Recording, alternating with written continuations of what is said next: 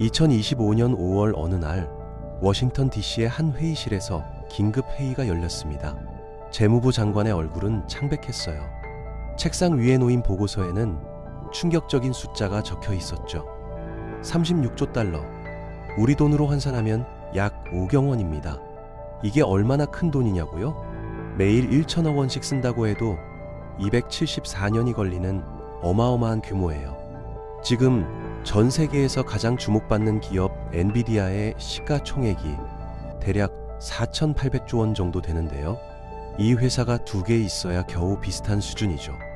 그런데 놀랍게도 이 천문학적인 숫자는 다름 아닌 미국의 빚입니다. 세계 최강대국이라고 불리는 나라가 어떻게 이런 빚더미에 올라앉게 됐을까요? 지금부터 그 충격적인 이야기를 시작해 보겠습니다. 미국이 짊어진 부채의 실체를 이해하려면 먼저 그 규모부터 제대로 파악해야 해요. 미국 재무부가 공식 발표한 자료를 보면요. 현재 국가 부채가 36조 달러를 넘어섰습니다. 하나로 계산하면 정확히 5경 원에 달하는 액수죠. 이 숫자가 얼마나 어마어마한지 실감이 안 나실 수도 있을 것 같아요. 그래서 좀 더 쉽게 설명해 드릴게요. 여러분이 만약 매일 밤 잠도 안 자고 쉬지도 않고 1초에 1만 원씩 센다고 가정해 볼까요? 그렇게 해도 이 돈을 다 세는데 약 158만 년이 걸립니다. 인류가 지구상에 등장한 시간보다 더 긴 세월이에요. 더 놀라운 건 이 빚 때문에 매년 내야 하는 이자가 얼마인지 아세요? 연간 이자만 해도 1조 달러가 넘어요. 이게 어느 정도냐면요. 미국이 1년 동안 국방비로 쓰는 예산보다 더 많은 돈입니다. 세계 최강의 군사력을 유지하는 데 드는 비용보다 이자 갚는 데 더 많은 돈이 들어가는 거죠. 한국으로 치면 1년 국가 예산 전체를 이자로만 쓰는 셈이에요. 상상이 가시나요? 빚이 이렇게까지 불어난 배경에는 여러 가지 이유가 있습니다. 가장 근본적인 원인은 간단해요. 들어오는 돈보다 나가는 돈이 더 많았기 때문이죠. 경제학 용어로는 재정 적자라고 부릅니다. 정부가 세금으로 거둬들이는 수입보다 복지, 국방, 행정에 쓰는 지출이 계속 많았던 거예요. 그런데 미국의 부채 문제가 뭐 어제 오늘 일은 아니잖아요. 사실 미국은 건국 초기부터 빚이 있었어요. 하지만 최근 들어 상황이 정말 심각해졌습니다.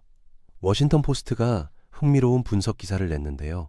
2001년 이후로 미국 부채가 폭발적으로 증가했다는 겁니다. 21세기에 들어서면서 뭔가 결정적인 변화가 있었다는 얘기죠. 그 시기에 미국에서 무슨 일이 있었을까요? 먼저 2001년 9.11 테러가 발생했어요. 이 사건을 계기로 미국은 아프가니스탄과 이라크에서 전쟁을 시작했습니다. 20년이 넘는 기간 동안 전쟁을 치르면서 천문학적인 돈이 들어갔죠. 한 연구에 따르면 이 전쟁들에 총 8조 달러 이상이 투입됐다고 해요. 전쟁 비용만으로도 엄청나게 쌓인 겁니다. 2008년에는 글로벌 금융위기가 터졌어요. 리먼 브라더스라는 거대 투자은행이 파산하면서 전 세계의 금융 시스템이 붕괴 직전까지 갔죠. 미국 정부는 경제를 살리기 위해 은행들을 구제하고 대규모 경기 부양책을 펼쳤습니다. 이때도 엄청난 돈이 쏟아져 들어갔어요. 그리고 2020년 코로나 팬데믹이라는 초유의 사태가 발생했습니다. 전 세계가 봉쇄됐고 경제가 멈춰섰죠. 미국 정부는 국민들에게 긴급 지원금을 주고 기업들을 살리기 위해 또다시 막대한 돈을 풀었어요. 이 세 가지 큰 위기만으로도 부채가 엄청나게 늘었을 텐데요. 워싱턴 포스트는 여기에 더해 또 다른 중요한 요인을 지적했습니다. 바로 감세 정책이에요. 역대 미국 정부들이 세금을 계속 깎아줬다는 겁니다. 세금을 낮추면 국민과 기업은 좋아하겠죠. 하지만 정부 입장에서는 수입이 줄어드는 거예요. 지출은 그대로인데 수입만 줄어들면 어떻게 될까요? 당연히 빚을 내야죠. 부시 행정부 때도 대규모 감세가 있었고요. 트럼프 1기 행정부 때도 법인세를 크게 낮췄습니다. 이런 정책들이 반복되면서 정부 재정에 구멍이 뚫린 거예요. 그 결과 미국은 제2차 세계대전 당시와 비슷한 수준의 부채를 떠안게 됐습니다. 전쟁 중에나 볼 법한 부채 규모가 평시에 발생한 거죠. 이런 상황을 보다 못한 국제 신용평가사들이 움직이기 시작했어요. 신용평가사는 쉽게 말해서 나라나 기업의 빚 갚을 능력을 평가하는 곳입니다. SP라는 회사가 먼저 미국의 신용등급을 낮췄어요. 그리고 지난해 11월에는 무디스라는 또 다른 평가사도 미국 등급을 한 단계 내렸습니다. 미국은 오랫동안 최고 등급을 유지해 왔거든요. 그런데 그 등급이 깎인 거예요. 이게 얼마나 큰 사건이냐면요. 마치 평생 모범생이었던 학생이 갑자기 성적표에 빨간 줄이 그어진 것과 같아요. 무디스가 등급을 내린 이유는 명확했습니다. 미국 정부의 지출에 비해 세입이 너무 적다는 거였죠. 쉽게 말해서 버는 것보다 쓰는 게 너무 많다는 겁니다. 그런데 미국 정부는 이 문제를 해결하려는 의지가 보이지 않는다고 지적했어요. 오히려 빚을 더 늘리는 정책을 추진하고 있다는 거죠. 사실 부채 문제를 해결하는 방법은 단순합니다. 두 가지만 하면 돼요. 첫 번째는 지출을 줄이는 거고요. 두 번째는 수입을 늘리는 겁니다. 초등학생도 이해할 수 있는 간단한 원리죠. 그런데 실제로 실행하는 건 엄청나게 어려워요. 먼저 지출을 줄이는 방법부터 볼까요? 트럼프 대통령이 이 기행정부를 출범시키면서 정부 효율부라는 새로운 조직을 만들었어요. 영어로는 Department of Government Efficiency, 줄여서 도지라고 부릅니다. 이 조직의 수장으로 누가 임명됐을까요? 바로 일론 머스크입니다.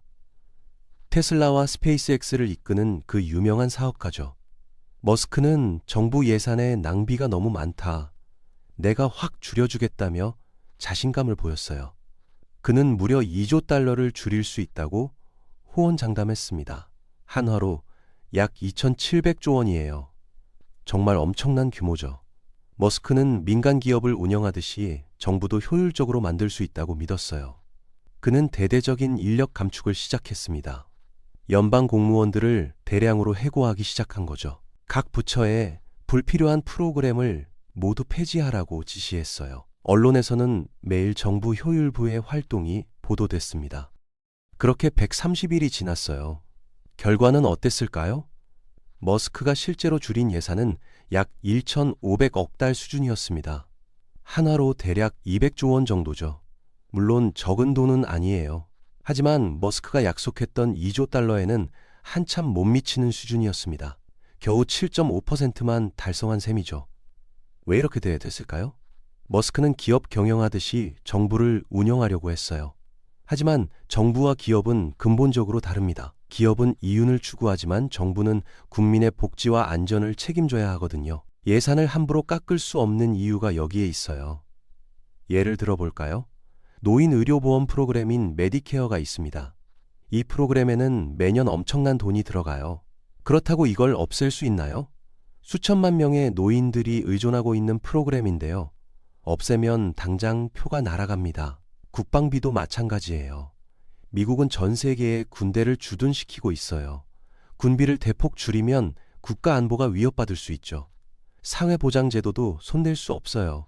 수많은 국민들이 이 제도로 생활하고 있거든요. 결국 정부 지출의 대부분은 법으로 정해져 있거나 정치적으로 건드릴 수 없는 영역이었던 겁니다. 머스크가 아무리 능력이 뛰어나도 이 구조적인 한계를 넘어설 수는 없었어요. 지출 줄이기가 이렇게 어렵다는 게 확인됐으니 이제 다른 방법을 찾아야 하는 거 아닐까요? 수입을 늘리는 방법 말이에요. 정부가 수입을 늘리려면 세금을 올려야 합니다.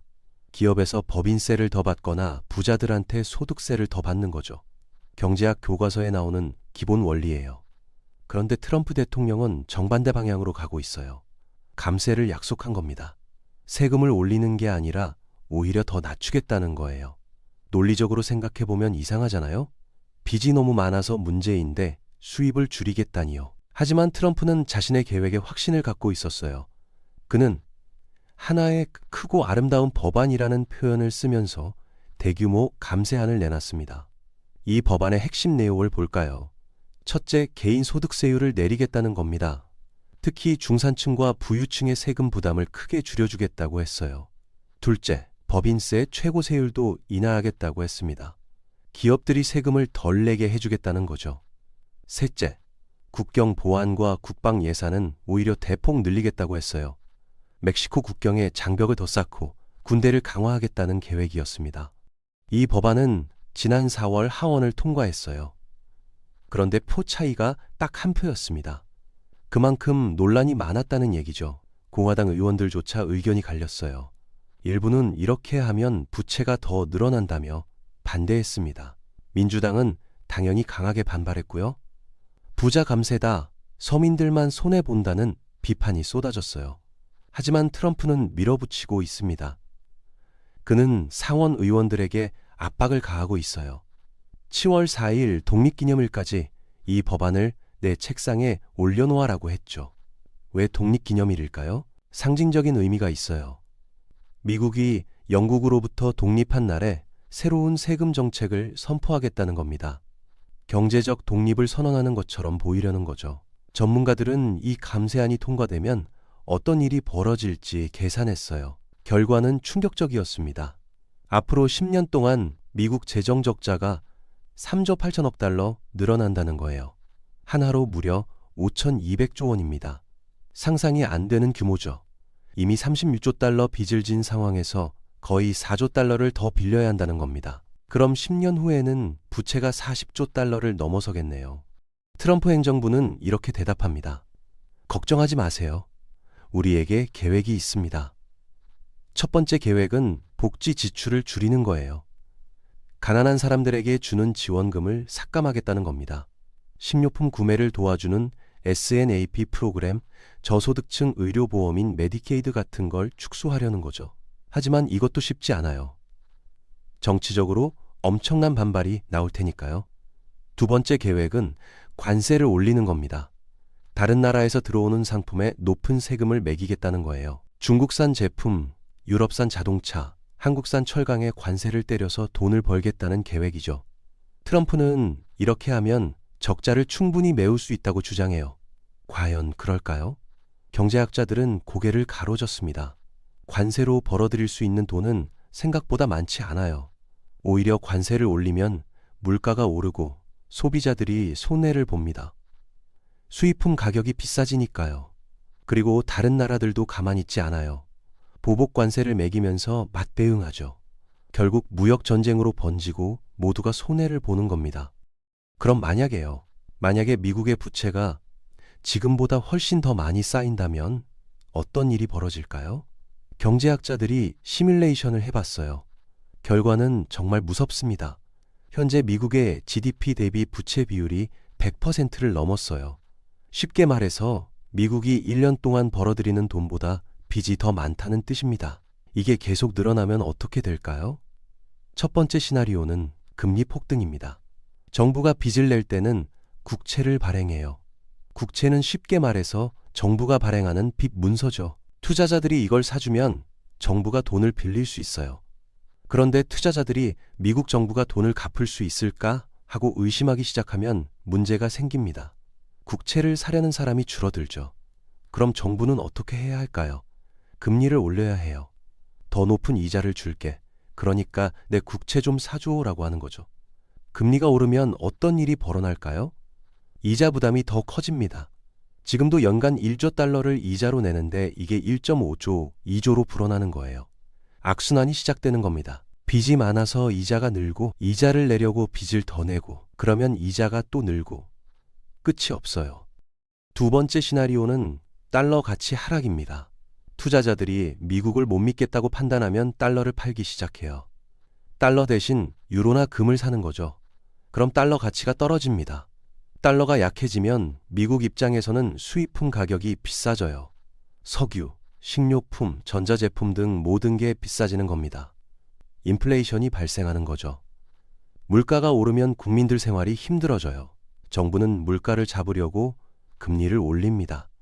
금리가 오르면 경제가 위축되고요. 경기 침체가 시작되는 겁니다. 세 번째 시나리오는 디폴트입니다. 디폴트는 쉽게 말해서 빚을 못 갚는 거예요. 정부가 미안한데 돈이 없어서 이자를 못 주겠어 라고 선언하는 겁니다. 이게 실제로 일어나면 어떻게 될까요? 상상도 못할 혼란이 옵니다. 전 세계 금융시장이 패닉에 빠져요. 달러는 기축통화거든요. 전 세계 무역의 대부분이 달러로 이루어지고 각국 중앙은행들이 달러를 보유하고 있어요. 그 달러를 발행하는 나라가 파산한다? 이건 마치 세계 경제의 심장이 멈추는 것과 같아요. 모든 게 마비됩니다. 주식시장은 폭락할 거예요. 채권시장도 붕괴하고요. 은행들은 뱅크런을 겪을 수 있어요. 사람들이 불안해서 예금을 모두 찾아가려고 하는 거죠. 기업들은 자금을 구할 수 없어서 도산합니다. 실업률이 치솟고 경제 대공황이 시작되는 겁니다. 2008년 금융위기보다 훨씬 더 심각한 상황이 올 수 있어요. 그때는 미국 정부가 개입해서 상황을 수습했잖아요. 그런데 이번에는 정부 자체가 문제의 원인이에요. 누가 구해줄 수 있을까요? 아무도 없습니다. 국제 IMF도 미국을 구제할 능력이 없어요. 미국 경제 규모가 너무 크거든요. 네 번째 시나리오는 국제 질서의 재편입니다. 미국이 경제적으로 무너지면 정치적, 군사적 영향력도 약해져요. 지금까지 미국은 세계 경찰 역할을 해왔잖아요. 그게 불가능해지는 겁니다. 그럼 누가 그 자리를 차지할까요? 중국이 가장 유력한 후보죠. 중국은 이미 경제 규모로는 미국과 비슷한 수준이에요. 군사력도 계속 키우고 있고요. 미국이 약해지는 틈을 타서 중국이 세계 패권을 줄 수 있어요. 유럽도 독자적인 길을 갈 수 있습니다. 지금은 나토를 통해 미국과 동맹을 맺고 있지만 미국을 못 믿겠다고 판단하면 유럽 독자 방위 체제를 구축할 수 있어요. 한국 입장에서는 어떨까요? 우리는 안보를 미국에 크게 의존하고 있어요. 북한 위협에 대응하기 위해 주한미군이 주둔하고 있고요. 미국이 약해지면 우리 안보도 위협받습니다. 경제적으로도 타격이 클 거예요. 미국은 우리의 주요 수출 시장이거든요. 미국 경제가 무너지면 우리 수출도 큰 폭으로 줄어들 겁니다. 전 세계가 영향을 받는 거죠. 이게 바로 미국 부채 위기가 단순히 미국만의 문제가 아닌 이유입니다. 이런 끔찍한 시나리오들을 보면 정말 불안해지죠. 그런데 한편으로는 이렇게 생각하는 사람들도 있어요. 설마 미국이 망하겠어? 실제로 미국 위기로는 과거에도 여러 번 나왔거든요. 1980년대에도 미국이 일본에 추월당한다는 얘기가 많았어요. 1990년대에도 미국 경제가 무너진다는 예측이 있었죠. 2000년대 초반 닷컴 버블이 꺼졌을 때도요. 2008년 금융위기 때도 이제 미국은 끝났다는 말이 나왔습니다. 그런데 어떻게 됐나요? 미국은 매번 위기를 극복했어요. 오히려 더 강해져서 돌아왔죠. 그래서 일각에서는 이번에도 괜찮을 거라고 봅니다. 이걸 양치기 소년의 거짓말에 비유하기도 해요. 양치기 소년이 계속 늑대가 나타났다고 거짓말을 했잖아요. 처음에는 사람들이 믿고 달려갔지만 나중에는 아무도 안 믿게 됐죠.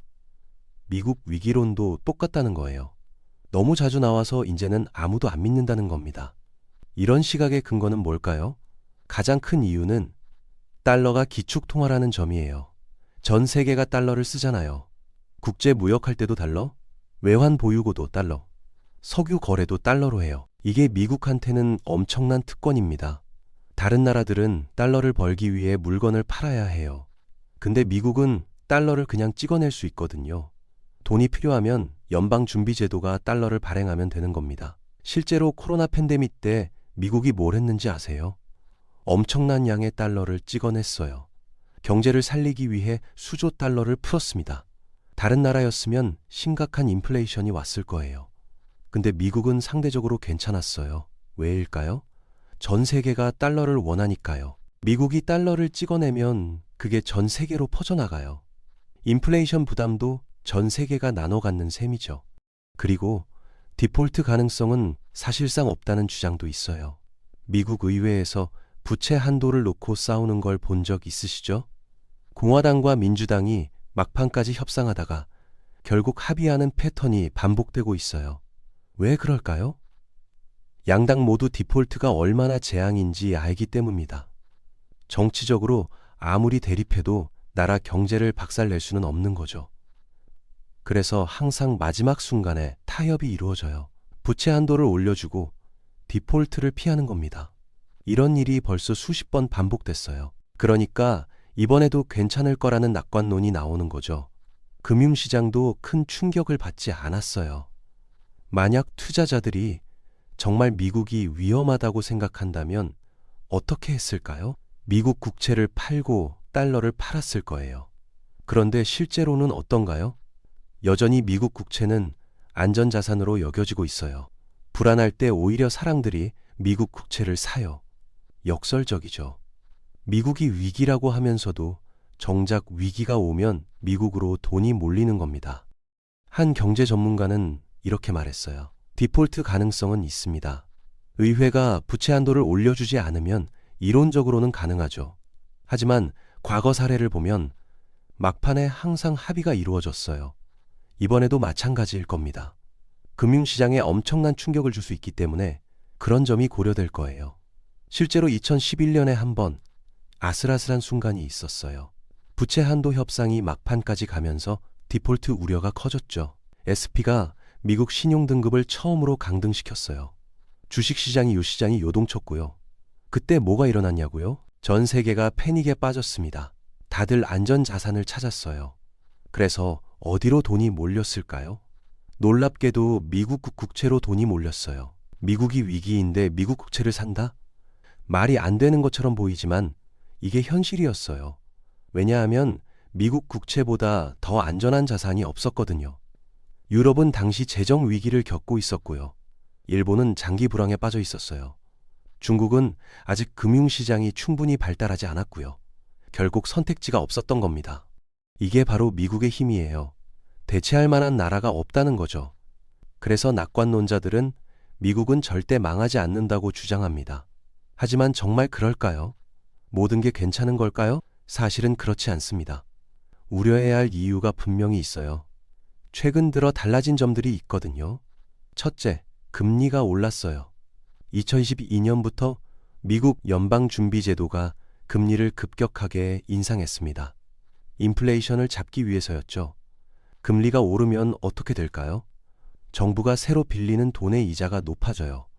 예전에는 거의 제로 금리였어요. 공짜로 돈을 빌릴 수 있었던 거죠. 그런데 지금은 5% 가까운 금리를 줘야 해요. 이자 부담이 엄청나게 커진 겁니다. 실제로 최근 미국 국채 수익률이 급등했어요. 시중금리가 뛴 거죠. 이게 정부 입장에서는 큰 부담이에요. 막대한 부채를 갖고 있는 상황에서 금리가 오르면 재정이 더 악화되거든요. 이자만 내느라 정작 필요한 곳에 돈을 못 쓰게 되는 겁니다. 둘째, 정치적 불확실성이 커졌어요. 트럼프 행정부의 정책이 예측 불가능하다는 평가가 많아요. 오늘은 이렇게 말했다가 내일은 저렇게 말하고요. 관세 정책도 계속 바뀌고 외교 정책도 오락가락해요. 투자자들은 예측 가능성을 중요하게 여기거든요. 앞으로 어떻게 될지 알아야 투자를 하는데 아무것도 알 수 없으니까 불안한 겁니다. 이런 불확실성이 미국 재정 상황에 대한 우려와 맞물리면서 시장이 흔들리고 있어요. 셋째, 중국의 부상이에요. 중국이 계속 성장하고 있어요. 경제 규모로는 이미 미국과 어깨를 나란히 하고 있고요. 중국은 위안화 국제화를 추진하고 있습니다. 달러 대신 위안화를 쓰게 만들려는 거죠. 아직은 달러의 지배력이 압도적이지만 조금씩 금씩 균열이 생기고 있어요. 일부 국가들이 위안화로 무역 결제를 시작했거든요. 브릭스 국가들은 아예 달러를 벗어나려는 움직임을 보이고 있어요. 만약 달러의 기축통화 지위가 흔들린다면 어떻게 될까요? 미국의 특권이 사라지는 겁니다. 그럼 진짜 위기가 올 수 있어요.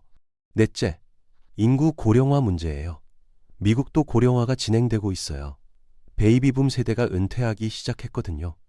노인이 늘어나면 사회보장 지출이 증가합니다. 의료비도 늘어나고요. 정부 지출이 구조적으로 증가할 수밖에 없는 상황이에요. 그런데 일하는 인구는 상대적으로 줄어들고 있어요. 세금을 내는 사람은 줄고 돈을 받아가는 사람은 늘어나는 거죠. 이런 구조에서는 재정 적자가 계속 커질 수밖에 없습니다. 이게 장기적으로 큰 부담이 될 거예요. 다섯째, 기후변화 대응 비용이에요. 요즘 미국에서 산불, 허리케인, 홍수 같은 자연재해가 잦아졌죠. 기후변화 때문이에요. 재해가 발생하면 정부가 복구 비용을 대야 해요. 또 미래를 위해 재생에너지에 투자해야 하고요. 이것도 다 돈이 들어가는 일입니다. 기후위기가 심해질수록 정부 지출도 늘어날 거예요. 이 모든 요인들이 합쳐지면서 미국 재정 상황이 점점 더 어려워지고 있는 겁니다. 한 경제학자는 이렇게 경고했어요. 여러 가지 이유로 최근 미국 국채 수익률과 시중 금리가 급등했습니다. 막대한 부채를 가진 상황에서 금리가 오르면 정부의 어려움이 가중돼요. 이것이 결국 미국 경제의 장기적 불확실성, 특히 트럼프 정책의 예측 불가능성과 맞물리면서 재정 상황에 대한 우려를 키우고 있습니다. 다른 전문가는 이렇게 말했어요. 과거에는 미국 위기론이 과장됐을 수 있어요. 하지만 이번에는 다를 수 있습니다. 구조적인 문제들이 누적됐거든요. 고령화, 정치 양극화, 기축통화 지위 약화, 이런 문제들이 동시에 터지면 감당하기 어려울 수 있어요. 그래서 지금 상황이 정말 미묘한 거예요. 낙관해도 되는지 우려해야 하는지 판단하기 어려워요. 과거에는 괜찮았지만 이번에도 괜찮으리라는 보장은 없는 거죠. 역사적으로 보면 제국은 영원하지 않았어요. 로마 제국도 무너졌고 대영 제국도 쇠퇴했어요. 미국도 예외가 아닐 수 있습니다. 그렇다면 우리는 어떻게 대비해야 할까요? 첫째, 상황을 주시해야 해요. 미국 경제 지표를 계속 체크하는 거죠. 부채 증가 속도, 금리 변화, 달러 가치 등을 지켜봐야 합니다. 둘째, 포트포리오를 다변화해야 해요.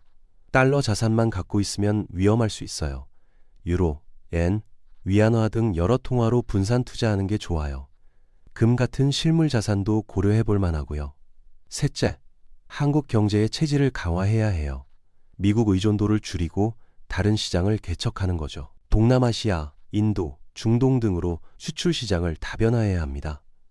넷째, 교육과 기술에 투자해야 해요. 결국 장기적으로 중요한 건 우리의 경쟁력이거든요.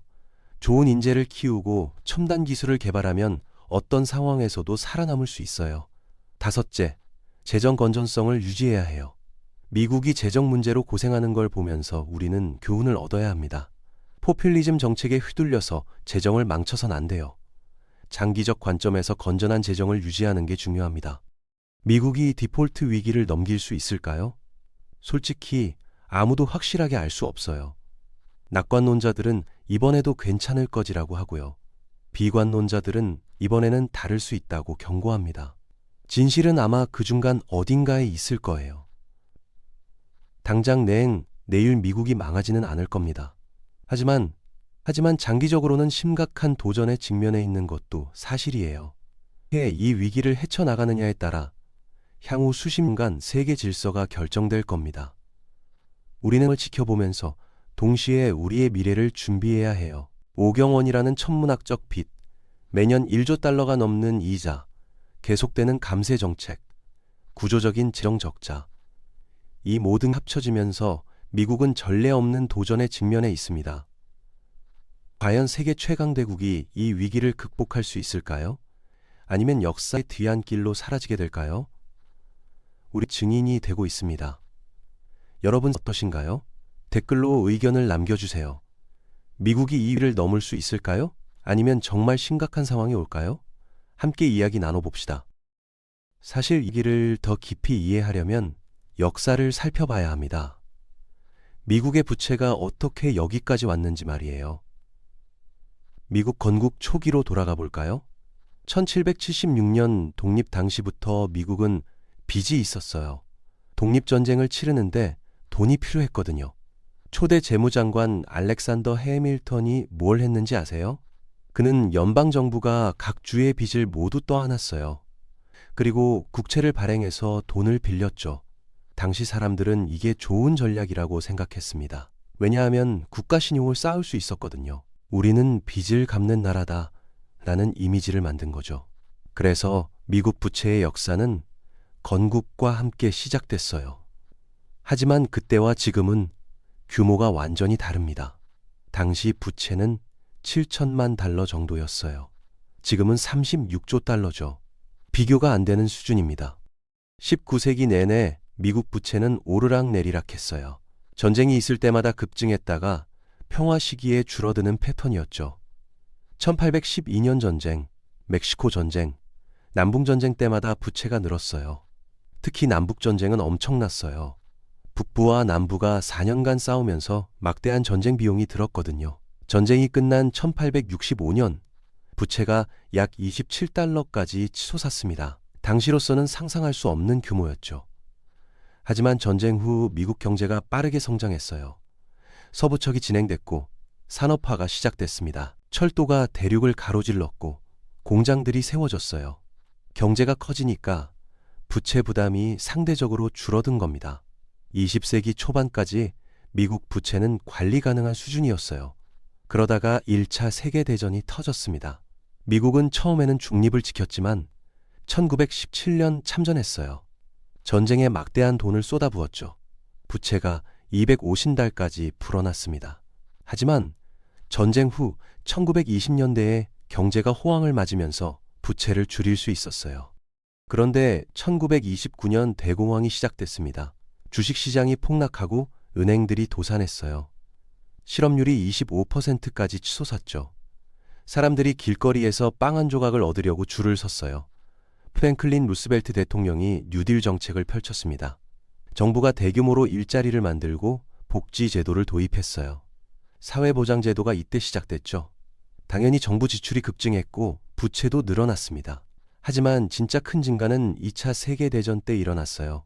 1941년 일본이 진주만을 공격하면서 미국이 참전했거든요. 전쟁 물자를 생산하고 군대를 유지하는데 엄청난 돈이 들어갔어요.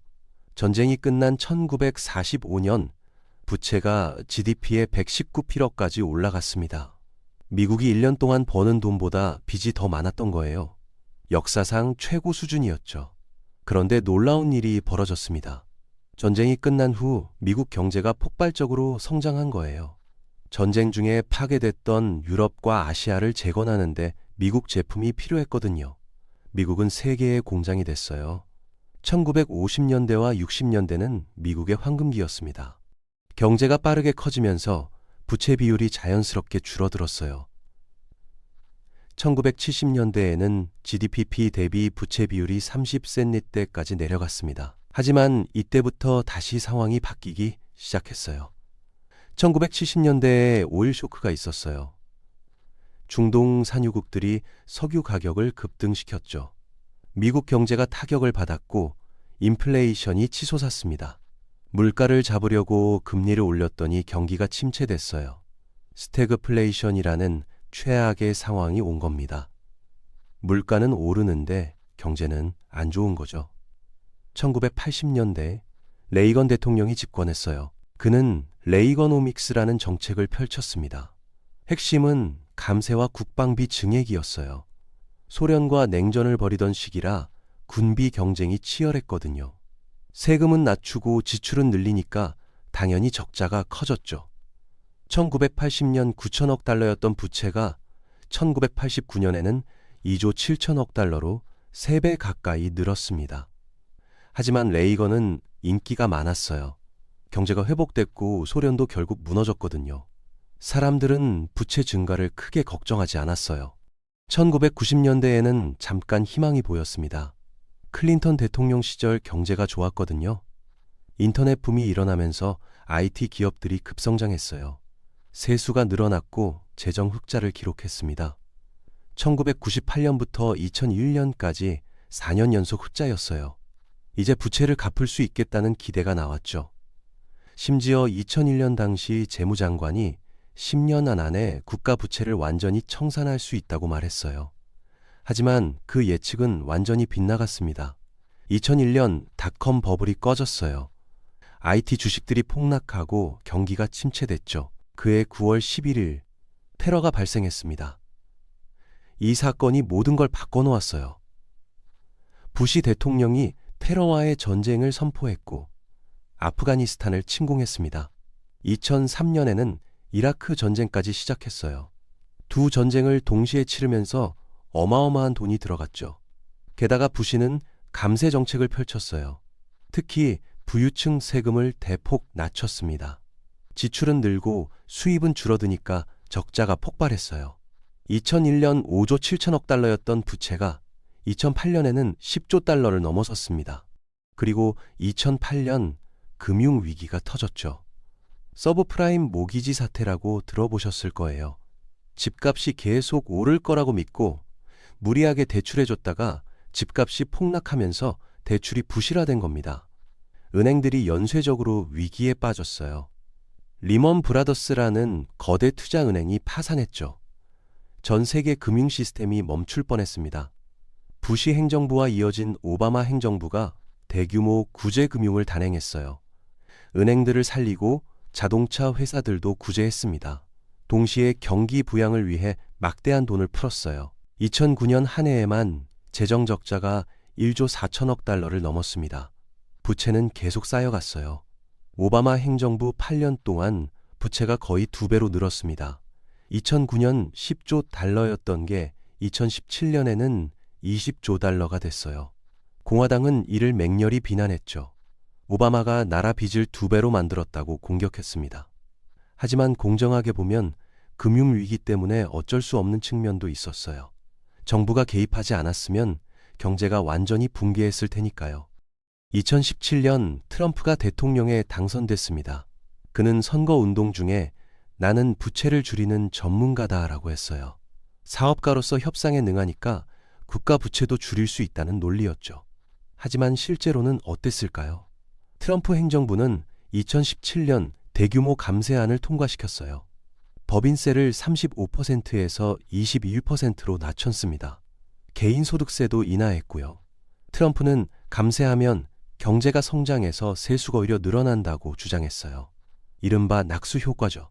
하지만 현실은 달랐습니다. 경제는 성장했지만 세수 증가는 기대에 못 미쳤어요. 오히려 적자가 더 커졌죠. 트럼프 임기 4년 동안 부채가 8조 달러 가까이 늘었습니다. 그러다가 2020년 코로나 팬데믹이 터졌어요. 이건 정말 예상 못한 사건이었죠. 전 세계가 봉쇄됐고 경제가 멈춰섰습니다. 미국 정부는 긴급 대책을 쏟아냈어요. 국민들에게 직접 현금을 지급했습니다. 성인 1인당 1,200달러를 줬죠. 실업수당도 대폭 늘렸고요. 중소기업 지원 프로그램도 만들었어요. 2020년 재정 적자가 3조 달러를 넘었습니다. 역대 최대 규모였어요. 바이든이 대통령이 된 후에도 상황은 비슷했어요. 코로나 극복을 위해 계속 돈을 풀었거든요. 2021년 또다시 1조 9천 달러 규모의 부양책을 통과시켰습니다. 게다가 인프라 투자법도 만들었어요. 도로, 다리, 공항 등을 보수하는데 1조 2천억 달러를 투입하기로 했죠. 바이든 행정부 3년 동안에도 부채는 계속 늘어났습니다. 그리고 2025년 트럼프가 대통령에 당선됐어요. 이번에는 대담한 감세안을 들고 나왔죠. 이게 바로 지금 논란이 되고 있는 법안입니다. 이렇게 역사를 쭉 훑어보면 패턴이 보여요. 위기가 올 때마다 정부가 개입해서 돈을 쏟아붓습니다. 전쟁, 경제 위기, 팬데믹, 매번 부채가 급증했어요. 그런데 위기가 지나가면 부채를 줄여야 하는데 그렇게 하지 못했어요. 오히려 평화 시기에도 감세를 하고 지출을 늘렸죠. 그 결과 부채가 속 누적된 겁니다. 2차 세계전 이후 한 번 줄었던 부채 비율이 다시 그 수준으로 돌아왔어요. 이제는 전시가 아닌데도 말이죠. 전문가들이 경고하는 이유가 여기에 있어요. 과거에는 위기 때만 부채가 늘었거든요. 평시에는 줄일 수 있었어요. 그런데 지금은 평시에도 계속 늘고 있습니다. 구조적인 문제가 생긴 거죠. 왜 그럴까요? 여러 이유가 있지만 가장 큰 건 정치 양극화예요. 미국 정치가 극단으로 치닫고 있거든요. 공화당과 민주당이 타협을 못해요. 공화당은 세금을 올리면 안 된다고 하고요. 민주당은 복지를 줄이면 안 된다고 합니다. 양쪽 다 자기 입장만 고집하니까 해결책이 안 나오는 거예요. 재정을 건전하게 만들려면 세금도 올리고 지출도 줄여야 하는데 둘 다 안 하려고 하는 겁니다. 결국 빚만 계속 쌓이는 거죠. 정치인들도 이게 문제인 건 알아요. 하지만 해결하려고 하지 않습니다. 왜냐하면 정치적으로 손해거든요. 세금 올리자고 하면 다음 선거에서 떨어져요. 복지 줄이자고 해도 마찬가지고요. 그러니까 다들 문제를 다음 세대로 미루는 겁니다. 내가 있을 때만 넘어가면 돼 하는 식이죠. 이런 상황에서 보통 국민들은 어떻게 생각할까요? 사실 대부분 사람들은 국가 부채에 큰 관심이 없어요. 너무 큰 숫자라서 실감이 안 나거든요. 36조 달러? 이게 내 삶에 어떤 영향을 미치는지 잘 모르는 거죠. 당장 내 월급, 내 집값, 내 자녀 교육이 더 중요합니다. 그래서 정치인들도 이 문제를 심각하게 다루지 않아요. 표가 안 되니까요. 대신 감세 같은 달콤한 공약을 내세우죠. 여러분 세금 낮춰드릴게요 한 사람들이 좋아하잖아요. 그게 장기적으로 나라 빚을 늘리는 거라 해도 당장은 기분이 좋은 거예요. 이게 민주주의의 딜레마입니다. 장기적으로 옳은 정책보다 단기적으로 인기 있는 정책이 선택되는 거죠. 정치인들은 다음 선거까지만 생각해요. 10년, 20년 후는 관심 없습니다. 그때는 자기가 정치인이 아닐 테니까요. 그렇다면 미국 국민들은 이 부채를 언제 실감하게 될까요? 아마 금리가 올라갈 때일 겁니다. 정부가 이자를 내기 위해 세금을 올리거나 복지를 줄이면 그제서야 부채가 문제구나 하고 느끼겠죠. 혹은 인플레이션이 심해질 때예요. 물가가 오르면 생활비가 늘어나니까 직접적인 타격을 받거든요. 달러 가치가 떨어지는 것도 마찬가지고요. 해외여행 가면 모든 게 비싸졌다고 느끼는 거죠. 이런 일들이 실제로 일어나기 전까지는 대부분 사람들이 부채 문제를 심각하게 받아들이지 않을 겁니다. 이게 인간의 본성이에요. 먼 미래의 큰 위험보다 당장 눈앞의 작은 이익을 택하는 거죠. 행동경제학에서는 이걸 현재 편향이라고 불러요. 지금 100만 원과 1년 후 110만 원 중에 뭘 선택할까요? 합리적으로 생각하면 1년 기다려서 10만 원 더 받는 게 이득이에요. 하지만 많은 사람들이 지금 100만 원을 선택합니다. 미국의 재정 정책도 마찬가지예요. 지금 감세해서 기분 좋은 것과 미래를 위해 참는 것 중에 전자를 택하는 거죠. 여기서 한 가지 흥미로운 점이 있어요. 미국만 이런 게 아니라는 겁니다. 선진국 대부분이 비슷한 문제를 겪고 있어요. 일본을 볼까요? 일본의 GDP 대비 부채 비율은 무려 260%가 넘습니다. 미국보다 훨씬 높아요. 1년 버는 돈의 2.6배를 빚진 거죠. 그런데 일본은 아직 망하지 않았어요. 이미 30년 넘게 이런 상태로 버티고 있습니다. 왜 가능할까요? 일본 국채를 대부분 일본 국민들이 사기 때문이에요. 외국인 투자자 비중이 낮거든요. 그래서 해외로 돈이 빠져나갈 위험이 적은 겁니다. 또 일본 엔화도 안전통화로 인식되고 있어요. 위기 때마다 엔화 가치가 오르는 걸 보면 알 수 있죠. 유럽은 어떨까요? 유럽연합 전체로 보면 재정이 미국보다 나아요. 하지만 나라마다 차이가 커요. 그리스, 이탈리아, 스페인 같은 남유럽 국가들은 부채가 많습니다. 반면 독일, 네덜란드 같은 북유럽 국가들은 상대적으로 건전하고요. 2010년대 초반 그리스 위기를 기억하시나요? 그리스가 빚을 못 갚겠다고 해서 유로존 전체가 흔들렸어요. 결국 유럽연합과 IMF가 구제 금융을 해줬죠. 대신 그리스는 긴축 정책을 강요받았습니다. 공무원 월급을 깎고 연금을 줄였어요. 그 과정에서 그리스 국민들이 엄청난 고통을 받았습니다. 미국은 그리스와 다르죠. 미국은 자체 통화를 발행할 수 있고 세계 최대 경제 규모를 가지고 있어요. 하지만 그렇다고 무한정 빚을 낼 수는 없습니다. 언젠가는 한계에 부딪힐 거예요. 그 한계가 어디인지는 아무도 몰라요. 100조 달러일까요? 50조 달러일까요? 선을 넘기 전까지는 모릅니다. 역사를 보면 제국의 쇠퇴는 항상 재정 문제와 연관돼 있어요. 로마 제국이 무너진 이유 중 하나가 재정 파탄이었어요. 군대를 유지하고 영토를 방어하는데 너무 많은 돈이 들었거든요. 결국 화폐 가치를 떨어뜨리고 인플레이션이 발생했죠. 제국이 무너지는 데는 여러 요인이 있지만 재정은 핵심 중 하나입니다. 스페인 제국도 마찬가지였어요. 16세기 스페인은 세계를 지배했습니다. 아메리카 대륙에서 은을 실어와서 엄청나게 부유했어요. 하지만 끊임없는 전쟁과 낭비로 재정이 악화됐죠. 여러 차례 디폴트를 선언했고 결국 쇠퇴했습니다. 영국 제국은 어땠을까요? 19세기의 영국은 해가 지지 않는 제국이었어요. 전 세계에 식민지를 거느렸죠. 하지만 1차 세계대전과 2차 세계대전을 치르면서 막대한 빚을 졌습니다. 전쟁 후 영국 경제는 회복되지 못했어요. 1950년대와 60년대에 식민지들이 독립하면서 제국이 해체됐죠. 영국 파운드는 기축 통화 지위를 달러에 내줬습니다. 지금 영국은 여전히 선진국이지만 예전의 영광은 없어요. 역사가 반복될까요? 미국도 똑같은 길을 갈까요? 아무도 확신할 수 없습니다. 하지만 경고 신호는 분명히 있어요. 무디스와 S&P의 신용등급 강등이 그중 하나죠. 이건 단순한 숫자 게임이 아니에요. 미국에 대한 신뢰가 흔들리고 있다는 신호입니다. 그럼 해결책은 없을까요?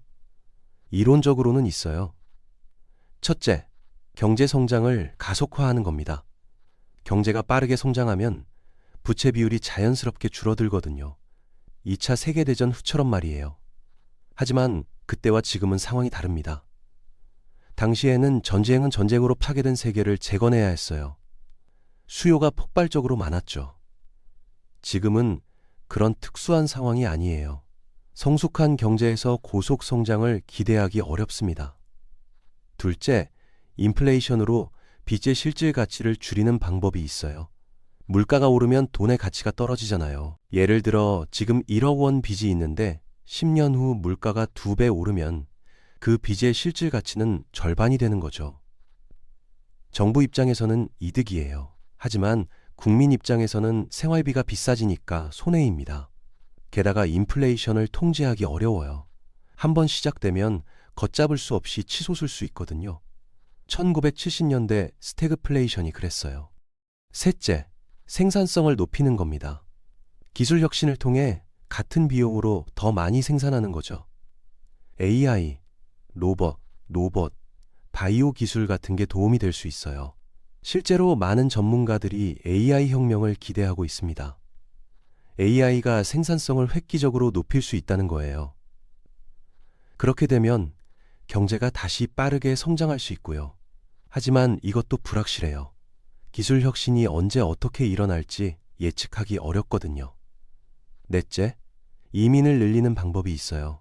젊은 노동력이 들어오면 경제가 활성화됩니다. 세금 내는 사람이 늘어나니까 정부 재정에도 도움이 되고요. 미국은 역사적으로 이민자들을 받아들이면서 성장했어요. 하지만 최근에는 이민 반대 여론이 강합니다. 트럼프가 국경 장벽을 세우겠다고 한 것도 그런 맥락이에요. 정치적으로 이민 확대는 쉽지 않아 보입니다.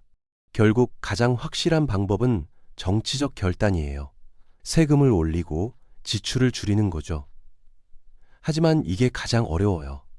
정치인들한테는 자살 행위나 마찬가지니까요. 그래서 많은 전문가들이 비관적으로 봅니다. 미국 정치 시스템으로는 이 문제를 해결할 수 없다고 말하는 사람들도 있어요. 위기가 실제로 터져야 움직일 거라는 겁니다. 그때는 너무 늦을 수도 있지만요. 역사를 보면 큰 변화는 위기를 통해 일어났어요.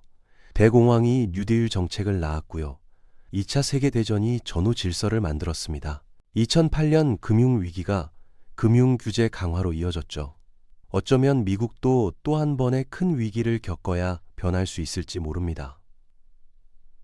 문제는 그 위기가 얼마나 고통스러울지 모른다는 거예요. 우리는 지금 역사적 전환점에 서 있을 수 있습니다.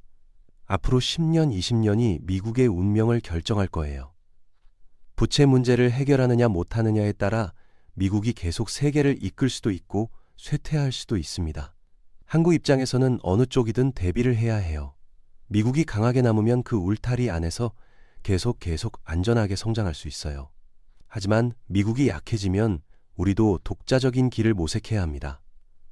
중국과의 관계, 일본과의 협력, 유럽과의 연대, 모든 가능성을 열어두고 준비해야 하는 거죠. 불확실한 시대의 유일한 확실한 건 변화뿐입니다.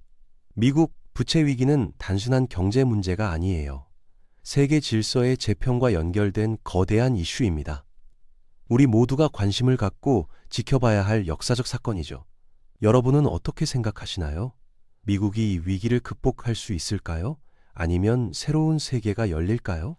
댓글로 여러분의 의견을 들려주세요. 마지막으로 한 가지 더 생각해 볼 점이 있어요. 개인의 빚과 국가의 빚은 다르다는 겁니다. 개인이 빚을 많이 지면 파산할 수 있어요. 갚을 능력이 없으면 끝이죠. 하지만 국가는 다릅니다. 특히 자체 통화를 발행하는 나라는 이론적으로 파산할 수 없어요. 돈이 필요하면 찍어내면 되니까요. 물론 그렇게 하면 인플레이션이 생기지만요. 그래서 일부 경제학자들은 국가 부채는 걱정할 필요 없다고 주장해요. 현대 화폐 이론 MMT라는 게 있는데 이런 주장을 펼치거든요. 하지만 많은 주류 경제학자들은 이에 반대합니다. 그렇게 무책임하게 빚을 내다가는 나중에 큰일 난다는 거죠. 진실은 아마 중간 어딘가에 있을 겁니다. 어느 정도까지는 부채가 문제없지만 일정 선을 넘으면 위험해지는 거죠. 그 선이 어디인지가 핵심인데 아무도 정확히 모릅니다. 그래서 계속 논란이 되는 거고요. 확실한 건 지금 미국이 전례 없는 실험을 하고 있다는 겁니다. 역사상 이렇게 큰 빚을 진 기축통화국이 없었거든요. 결과가 어떻게 될지 우리 모두 지켜보고 있습니다.